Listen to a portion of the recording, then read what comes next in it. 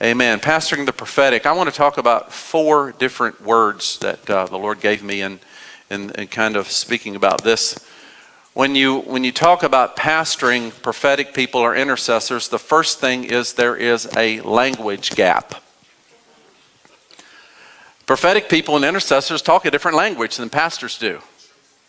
I mean, if you were up here and you weren't used to it, most of you are here because you're used to it. But the fact is, and I just went ahead and made a list here of language that prophetic people and intercessors use that we in the pastoral community, it's foreign to us.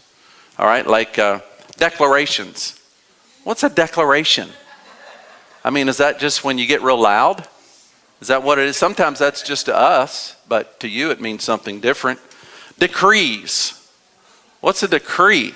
We're going to make a decree. What is that? I mean, that's just language that is foreign to us. Is that praying with authority, or what was the other? I don't know what it is. I'm just really confused. Here's another one. Impartation.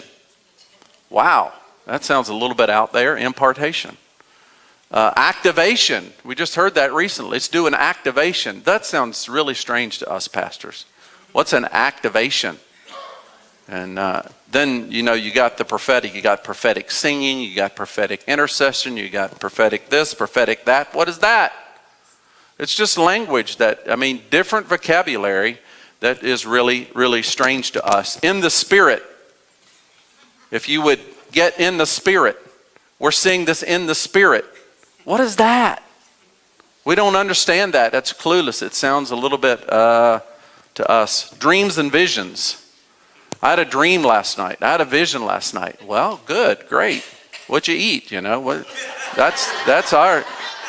And yet they come up with something that's spiritual, that I believe.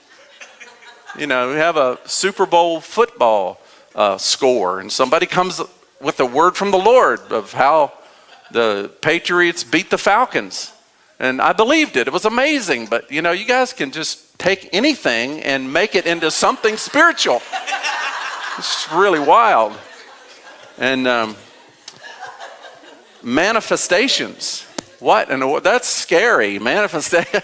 I mean, see somebody manifest? That's like horror movies. We don't want to go there. But, we have similar language for those things I just listed. For instance, laying on of impartation. For us, we would call that laying on of hands. That's our language. Well, let's lay hands on you. Okay. Activation. We would call that application. Let's apply that. Let's just don't believe it. Let's do it. That's what we would say. Prophetic singing. Or intercession. What does that mean to us? It's just hearing the voice of God and saying it. That's our language. Let's just hear the voice of God and saying it. In the Spirit. To us, it's get in faith. Faith is believing that something's there that we don't see yet. And so our language would be, let's get in faith about that. Let's be in faith together about that. You say, let's get in the Spirit. Manifestations, we would call that immediate results. You prayed and it happened. You got immediate results. Wow, that's cool. So there's a language gap that is a difference between prophetic people and intercessor than pastors. And you just have to be aware. I mean, prophetic language and that it's scary to us as pastors. And to you guys, listening to our language, it's boring. I mean, we start talking about that stuff and you're like, gotta do my nails. I mean, let's get to something exciting. Because your language is it's edgy. And we as pastors, we just don't try to walk to the edge as close as what you guys do. And so there's a purpose for why it's all in the Bible. I mean, your language, it's not that it's not in the Bible. It's just language that we don't use on a daily basis as we interact with people. And so you have to be aware that if we look at you strange or back up a few steps, that really it could be just a language difference. But Jesus he was pretty conscious of his language, I noticed.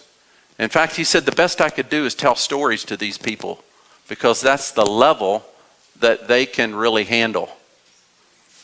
And so I think it needs to be a growing part, and as I journey down through what I want to share, that it's just an awareness thing that maybe you prophetic people need to change your language sometimes, and maybe us pastors need to embrace, things that we're not used to.